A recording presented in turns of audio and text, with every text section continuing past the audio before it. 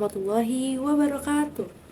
Pada kesempatan kali ini, saya Desi Fitriani dengan NIM 112121-0183000004 ingin mempresentasikan tentang materi keterampilan berbahasa. Nah, keterampilan berbahasa ini ada 4. Yang pertama itu ada menyimak, yang kedua itu ada membaca, ketiga ada berbicara, dan yang keempat itu ada menulis. Nah, kalian jika ingin tahu pengertian-pengertian dari 4 keterampilan berbahasa tersebut, jangan lupa untuk mendengarkan video saya.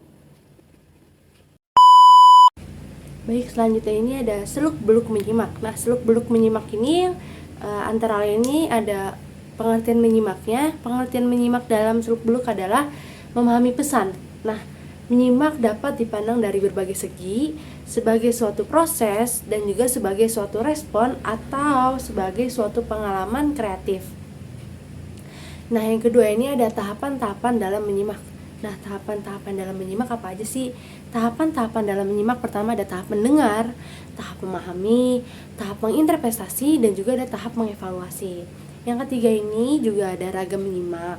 Nah, ragam menyimak terbagi menjadi 2, yaitu ada ragam menyimak ekstensif dan juga intensif. Kalau ekstensif, sejenis kegiatan menyimak mengenai hal-hal yang lebih umum dan lebih bebas terhadap suatu ujaran, tidak perlu di bawah bimbingan langsung dari seorang guru.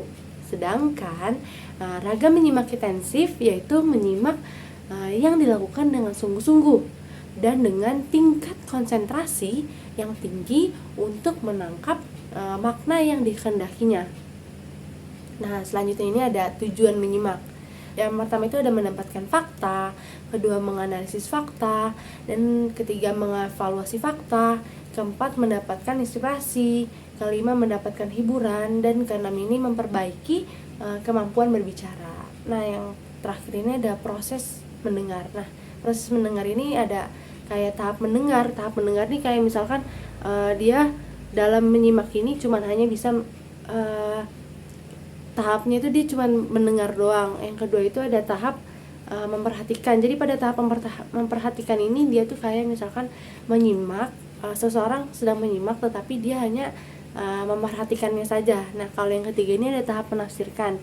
Kalau tahap menafsirkan ini kayak misalkan saya sedang menyimak seseorang berbicara. Nah, jadi saya menafsirkan apa yang orang lain itu bicarakan. Nah, terus yang keempat ini ada tahap menilai. Nah, ketika saya menyimak, saya ini orangnya suka menilai nih, apa nih isi dari bahasan yang orang tersebut bicara. Nah, yang keempat ini ada tahap menanggapi. Nah, ketika orang sedang berbicara atau sedang presentasi di depan umum, nah tahapan menanggapi ini ketika orang tersebut berbicara, saya menanggapi omongan atau bicaraan tersebut bahwa kata-kata itu benar atau salah kayak gitu.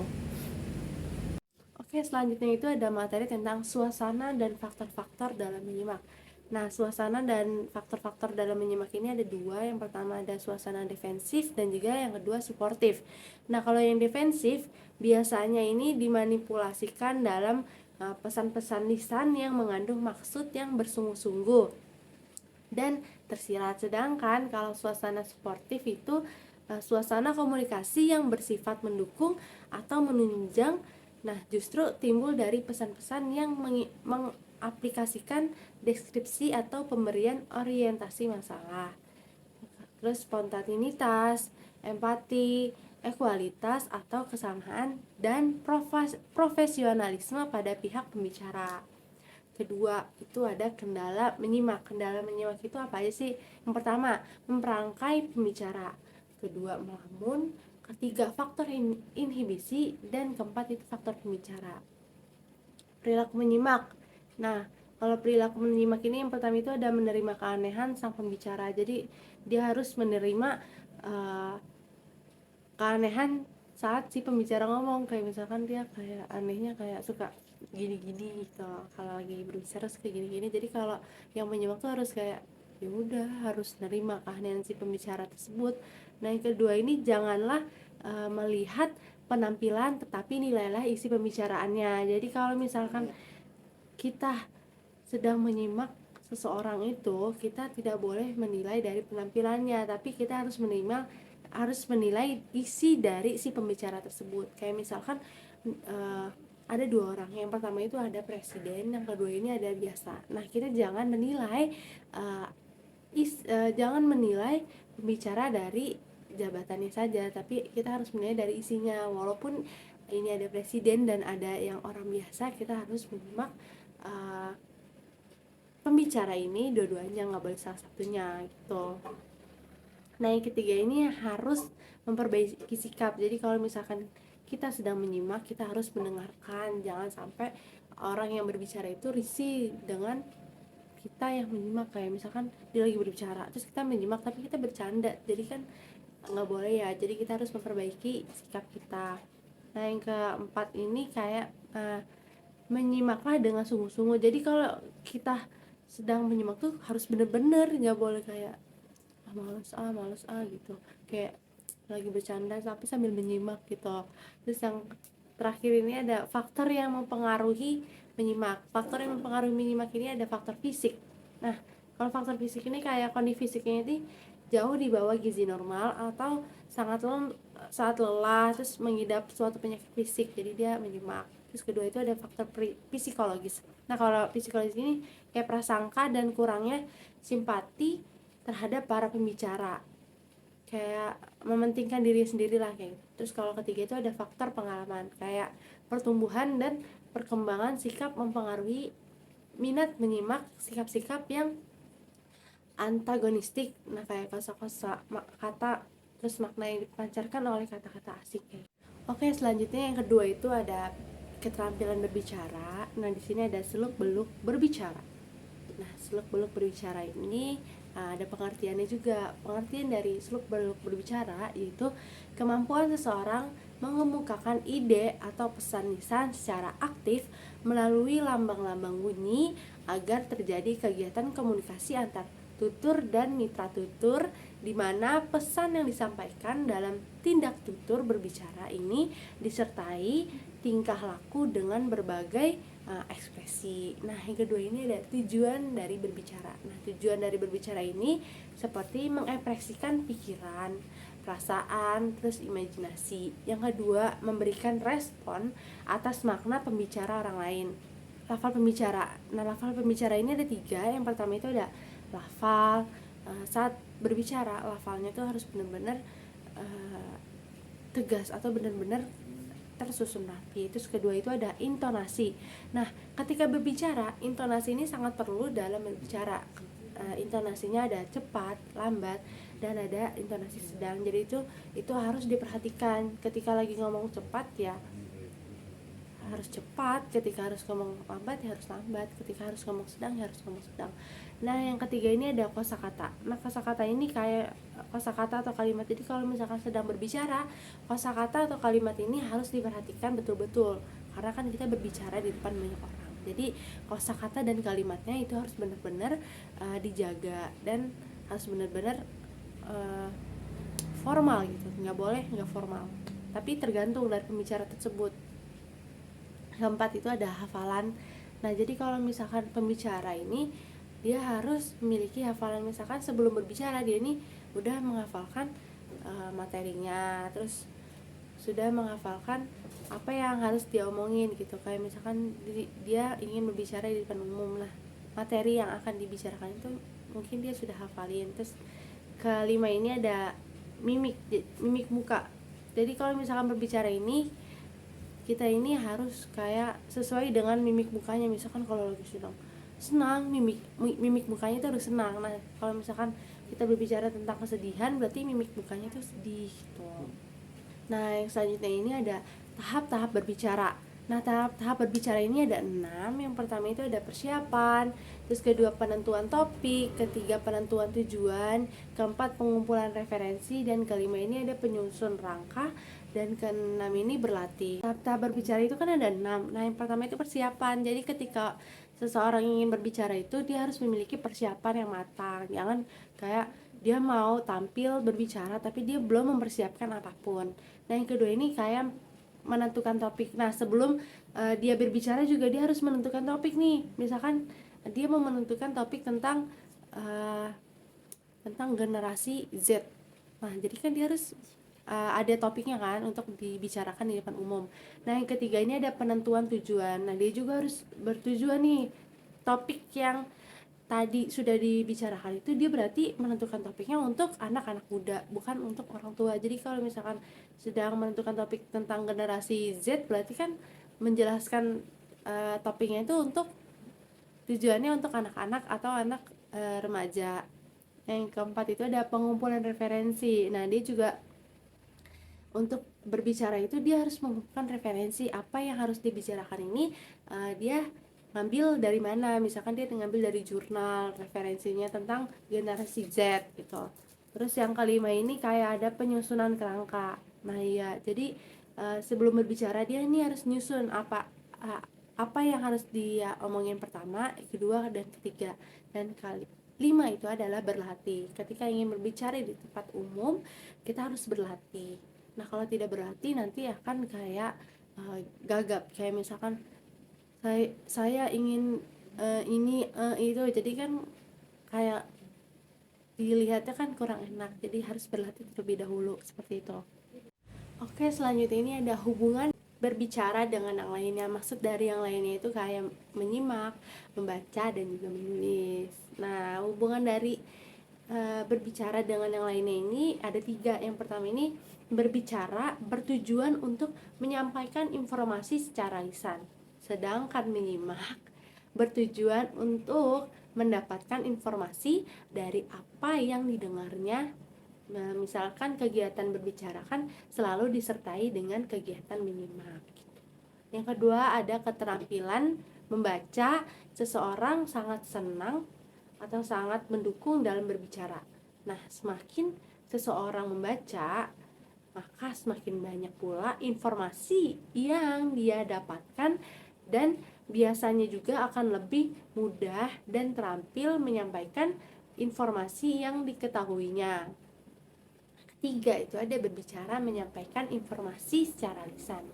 Nah, sedangkan menulis itu menyampaikan informasinya secara tertulis. Kayak contohnya adalah hubungan berbicara dengan keterampilan menulis ialah kegiatan yang dilakukan kayak misalkan seminar. Jadi kalau misalkan seminar itu ada pembicara dan juga ada yang menulis. Jadi misalkan pembicara sedang menjelaskan tentang generasi Z, nah jadi yang mendengarkannya itu menulis tentang apa yang dibicarakan oleh pembicara. Oke, selanjutnya yang ketiga itu ada seluk beluk membaca. Yang tadi pertama ada menyimak, kedua ada berbicara, ketiga itu ada membaca. Nah, seluk beluk dalam membaca ini adalah merupakan suatu kegiatan atau proses kognitif yang berupaya untuk menemukan berbagai informasi yang terdapat dalam tulisan. Nah, dari membaca ini memiliki tujuan. Nah, tujuan dari membaca adalah memperoleh informasi yang lebih banyak dari media cetak atau media online. Aspek dalam membaca itu ada 8. Pertama ada aspek sensori. Aspek sensori ini yakni kemampuan untuk memahami simbol-simbol tertulis. Kedua ini ada aspek perseptual. Nah, aspek ini yaitu kemampuan untuk menginterpretasi apa yang dilihatnya sebagai simbol atau kata. Yang ketiga ini ada aspek sekuensial, yaitu kemampuan mengikuti pola-pola urutan seperti logika dan juga grammatical text. Nah, keempat ini ada aspek asosiasi, yakni aspek kemampuan mengenal hubungan antara simbol dan bunyi dan antara kata-kata yang dipresentasikan. Kelima ini ada aspek pengalaman. Pada aspek pengalaman ini yakni aspek kemampuan menghubungkan kata-kata dengan pengalaman yang telah dimiliki untuk memberikan makna. Nah, keenam ini ada aspek berpikir. Pada aspek ini yaitu kemampuan untuk membuat interferensi dan evaluasi dari materi yang dipelajari. Ketujuh, yaitu aspek belajar, yakni aspek kemampuan untuk mengingat apa yang telah dipelajari dan menghubungkannya dengan gagasan dan fakta yang baru dipelajari. 8 yaitu ada aspek afektif, yaitu aspek yang berkenan dengan minat pembaca yang berpengaruh terhadap keringanan pembaca. Selanjutnya ini membaca itu dikelompokkan menjadi dua, yaitu ada membaca nyaring dan juga ada membaca dalam hati. Kalau membaca nyaring ini kegiatan membaca dengan menyuarakan tulisan yang dibacanya dengan ucapan dan intonasi yang tepat agar pendengar dan pembaca dapat menangkap informasi yang disampaikan oleh penulis. Nah, sedangkan kalau membaca dalam hati adalah kegiatan membaca tanpa menyuarakan isi bacaan yang dibaca. Nah, ketiga ini keterampilan yang dituntut dalam membaca. Nyaring itu apa aja sih? Nah, jadi kalau keterampilan yang dituntut dalam membaca nyaring adalah keterampilan akan teknik-teknik tertentu, terutama pada unsur submental seperti nada, intonasi, tekanan, pelafalan, penghentian, dan juga sebagainya. Sedangkan kalau misalkan keterampilan membaca dalam hati, yaitu membaca dalam hati ini dapat dilakukan dengan sempurna tanpa suara desauan ataupun gerakan dari lidah. Bahkan dalam membaca dalam hati ini tidak ada getaran pita suara dalam tenggorokan. Jadi kayak yaudah baca dalam hati saja. Oke, selanjutnya nih yang terakhir itu ada menulis. Setelah kita tadi mempelajari keterampilan menyimak, berbicara, dan juga membaca, terakhir ini ada keterampilan menulis atau seluk-beluk menulis. Nah, seluk-beluk menulis adalah kemampuan seseorang dalam mengemukakan gagasan atau pikirannya kepada orang atau pihak lain melalui media tulisan. Nah, menulis juga memiliki fungsi. Nah, fungsi dari menulis adalah sebagai alat komunikasi secara tidak langsung, tidak secara tatap muka dengan orang lain. Nah, dalam kegiatan menulis ini juga penulis harus terampil memanfaatkan grafologi, struktur bahasa, dan juga kosakata. Nah, menulis ini juga memiliki tujuan. Nah, tujuan penulis itu adalah yang pertama tujuan penugasan. Artinya, penulis menulis sesuatu karena ditugaskan, bukan karena kemauannya sendiri. Yang kedua ini ada tujuan altruistik. Artinya, penulis menulis sesuatu karena untuk menyenangkan para pembaca dengan karyanya. Nah, yang ketiga ini ada tujuan persuasi. Artinya, penulis karena bertujuan untuk memberitahukan kepada para pembaca atas kebenaran dari gagasan dari yang dia uraikan. Nah, yang keempat ini ada tujuan informasi atau penerangan. Artinya, penulis bertujuan untuk memberikan informasi dan penerangan kepada pembaca kalau dia itu yang menulis. Nah, tujuan pernyataan diri. Artinya, tulisan bertujuan untuk diperkenalkan kepada pembaca bahwa dialah yang mengarang tulisan tersebut. Nah, yang keenam ini ada tujuan kreatif. Nah, bertujuan untuk mencapai nilai-nilai artistik dan juga nilai-nilai kesenian. Nah, jadi menulis ini dibagi menjadi dua, yaitu ada tulisan bernada akrab dan juga ada tulisan bernada penerangan. Nah, kalau tulisan bernada akrab ini yaitu tulisan bernada yang lebih mengarah kepada tulisan pribadi. Nah, tulisan ini juga bersifat pribadi karena suatu bentuk tulisan yang memberikan sesuatu yang paling menyenangkan dalam perjalanan diri si penulis ini. Nah, peranan yang paling penting dari tulisan pribadi ini adalah nilai yang terkandung di dalamnya. Di sini ada ciri-ciri tulisan bernada akrab. Yang pertama itu kayak misalkan bahasa yang alamiah, terus biasa, wajar, sederhana. Terus yang kedua ini ada ujaran yang normal, biasa dengan kebiasaan sintaksis sehari-hari karena bebas dari sifat keresmian, maka tulisannya juga pribadi. Kayak misalkan hidup bersemangat, terus lincah cemerlang, menarik, memikat, mempesona, menyegarkan. Itu kan maksudnya nggak formal ya. Terus yang ketiga ini ada tulisan bernada penerangan. Nah, ini bersifat informatif. Bernada memberi penerangan ini kepada orang lain. Nada pada informasi ini biasanya menghasilkan tulisan yang bersifat deskriptif, melukiskan, ataupun memberikan dibandingkan di atas kertas kayak gitu. Terus penerangan ini juga bernada penerangan ini juga memiliki ciri-ciri. Yang pertama itu tulisannya bersifat deskriptif atau melukiskan. Kedua ini tulisannya juga bersifat informatif. Ketiga bernada. Simpulkan kalau misalkan bernada akrab itu kayak misalkan kita sedang mengobrol dengan teman kita, teman sebaya. Terus juga bernada akrab ini kayak misalkan kita menulis di biodata atau di buku cerita yang biasa kita sering-sering catat-catat. Nah, kalau yang penerangan ini lebih ke sifat formal karena bahasanya juga harus formal, nggak harus yang kayak kita biasa ketemu sama teman-teman kayak bahasa gaul gitu.